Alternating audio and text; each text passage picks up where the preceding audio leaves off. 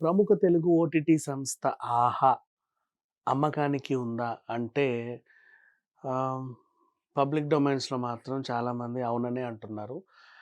Reasons కూడా చాలామంది చూసారు. 'ఆహా' అట్టహాసంగా తెలుగు రాష్ట్రాల్లో ప్రారంభమైంది. అండ్ మంచి మంచి కంటెంట్‌తో వచ్చింది. చిన్న సినిమాలను వాళ్ళు కొన్నారు.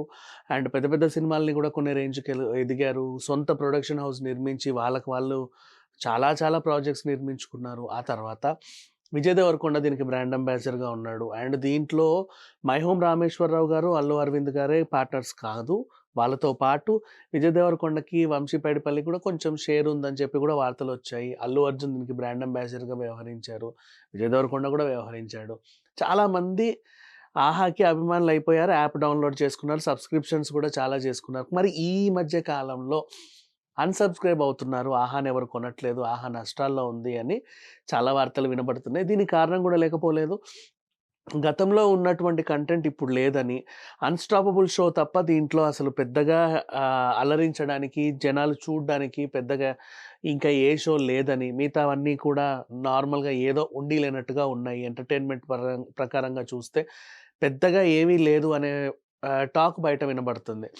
అండ్ ఇప్పుడు వీళ్ళు కొన్న సినిమాలు ఆల్రెడీ వాళ్ళు చూసిన సినిమాలవ్వడం, వివిధ భాషల్లో ఉండేటువంటి సినిమాలను వీళ్ళు డబ్ చేసిన ఆయా భాషల్లో ఆల్రెడీ ఆ సినిమాని అందరూ చూసేయడం.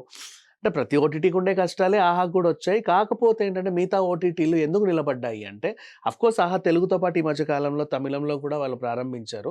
మిగతా వాళ్ళకి ఎందుకు ఉన్నాయంటే అన్ని భాషల్లోనూ వాళ్ళ కంటెంట్ ఉంటది. అది జాతీయ సంస్థలు ఏవైతే ఉన్నాయో. సో, ఒక లాంగ్వేజ్‌లో ఆ సినిమా ఎక్కకపోయినా ఇంకో లాంగ్వేజ్‌లో ఎక్కుద్ది. వీళ్ళు కేవలం తెలుగుని మాత్రమే నమ్ముకున్నారు కాబట్టి, ఆ తెలుగులో ఆ సినిమా నిజంగా అందరికీ నచ్చితేనే దాన్ని చూడాలనుకుంటారు కాబట్టి, ఎంత కాదన్నా డబ్బింగే కదా! చాలా మందికి డబ్బింగ్ బాగా కుదిరితే అబ్బా! అని చూస్తారు. కుదరకపోతే ఇంకో రకంగా ఉంటది. ఏదేమైనా ఆహా నష్టాల్లో ఉందనైతే మాత్రం చాలామంది చెప్తున్నారు. అండ్ అసలు యాక్చువల్‌గా ఇంతకుముందు 'అన్‌స్టాపబుల్' సూపర్ హిట్ అయినప్పుడు కూడా ఆ షో మాకు కావాలని నెట్‌ఫ్లిక్స్ వచ్చింది. వాళ్ళు ఇవ్వల.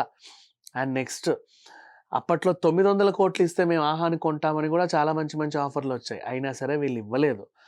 దీన్ని ఏదో చేద్దాం అనుకున్నారు. లాస్ట్‌కి 'అన్‌స్టాపబుల్' షో గూడా చంద్రబాబు నాయుడు రావడం వల్ల, ప్రభాస్ రావడం వల్ల, పవన్ కళ్యాణ్ రావడం వల్ల హిట్ అయిందే తప్ప అందులో ఏమీ లేదనే విమర్శలు గూడా ఉన్నాయి చాలా వరకు. సో, అమ్మకానికి ఆహా ఉంది. దీన్ని మరి జియో వాళ్ళు కొంటున్నారా? రిలయన్స్ ముఖేష్ అంబానీ కొంటున్నారా? వాళ్ళు కొంటున్నారా? వీళ్ళు కొంటున్నారా? అసలెందుకు అమ్మకానికి పెట్టారు? వీళ్ళకేమైంది అంటే 2022లో ఈ సంస్థ 26 కోట్ల నష్టంతో ఉంది. ఇప్పుడు 2023కొస్తే 76,00,00,000 నష్టంతో ఉందన్నమాట.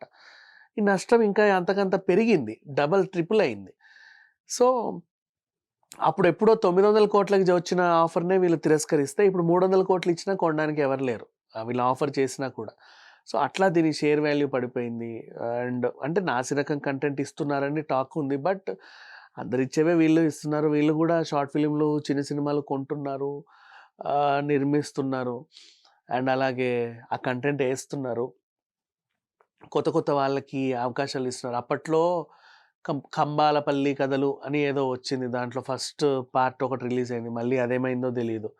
తర్వాత ఇంకేదో చాలా వీళ్ళు అనౌన్స్ చేశారు. ఆ మధ్య కాలంలో అయితే పెద్ద పెద్ద ప్రొడక్షన్ ఇంకా ఎన్నో బోలెడన్ని అనౌన్స్‌మెంట్లు ఇచ్చారు. బట్ ఏది కూడా పట్టాలెక్కల. మరి తర్వాత ఏమైందో తెలీదు. దేశంలోనే ఒక పెద్ద నిర్మాత అల్లు అరవింద్ గారు పైగా 'మై హోమ్ రామేశ్వరరావు' గారి తో చేతులు కలిపి ఇంత పెద్ద ప్రాజెక్ట్ ప్రారంభించినప్పుడు నిధుల కొరత అనేది వీళ్ళకుండదు. కానీ ఎంతకాలం నష్టాలను భరించాలి? ఏ నిర్మాతైనా ఎందుకు నష్టాలు భరిస్తాడు? కాబట్టి దీన్ని అమ్ముతున్నాము అన్నట్టుగా వార్తలైతే చక్కర్లు కొడుతున్నాయి.